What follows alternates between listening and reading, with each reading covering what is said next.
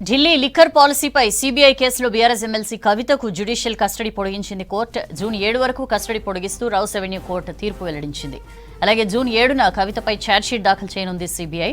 Liquor పాలసీలో అవినీతి ఆరోపణలతో అరెస్ట్ అయిన కవిత ప్రస్తుతం తిహార్ జైల్లో ఉన్నారు.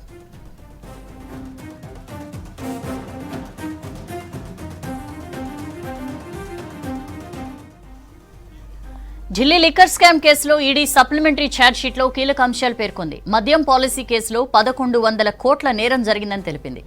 ఇండో స్పిరిట్స్ కంపెనీ 192 కోట్ల లాభాలు పొందిందని వివరించింది. అలాగే ఆమ్ ఆద్మీ పార్టీకి 100 కోట్ల రూపాయల ముడుపులందాయంది ఈడీ.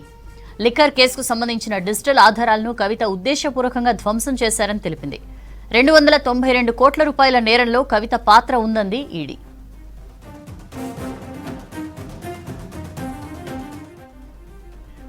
లిక్కర్ కేసులో ఇప్పటి వరకు 18 మందిని అరెస్ట్ చేసి 49 మందిని విచారించామని తెలిపింది ఈడీ. సౌత్ గ్రూప్ ఇచ్చిన 100 కోట్ల రూపాయల ముడుపులను గోవా ఎన్నికల్లో ఆప్ ఖర్చు చేసిందని వివరించింది. ఇండో స్పిరిట్స్ కంపెనీలో సౌత్ గ్రూప్కు 65% వాటా ఉందంది ఈడీ. ఢిల్లీ లిక్కర్ వ్యాపారంపై సీఎం కేజ్రీవాల్, మనీష్ సిసోడియాతో కవిత మాట్లాడారని తెలిపింది. లిక్కర్ వ్యాపారంలో విజయ్ నాయర్ సౌత్ గ్రూప్కు కోఆర్డినేటర్గా వ్యవహరించాడని చెప్పింది.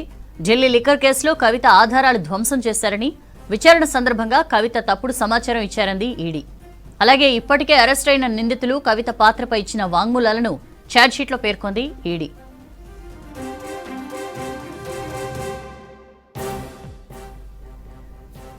తాజా ఛార్జ్షీట్ కీలక అంశాలు వెల్లడించింది.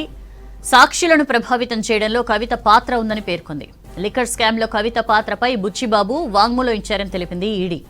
ఆ తర్వాత స్టేట్మెంట్ వెనక్కి తీసుకోవాలని బుచ్చిబాబుపై కవిత ఒత్తిడి చేశారని చెప్పింది. అరుణ్ రామచంద్ర పిళ్ళై కవిత ఒత్తిడితో స్టేట్మెంట్లను వెనక్కి తీసుకునేందుకు రిట్రాక్ట్ పిటిషన్ వేశారని వివరించింది ఈడీ.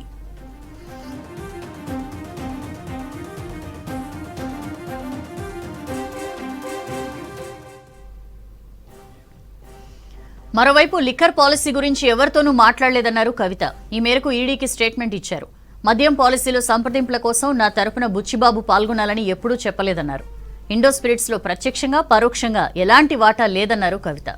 బుచ్చిబాబు, రాఘవల మధ్య సంభాషణల గురించి ఏమీ గుర్తులేదన్నారు.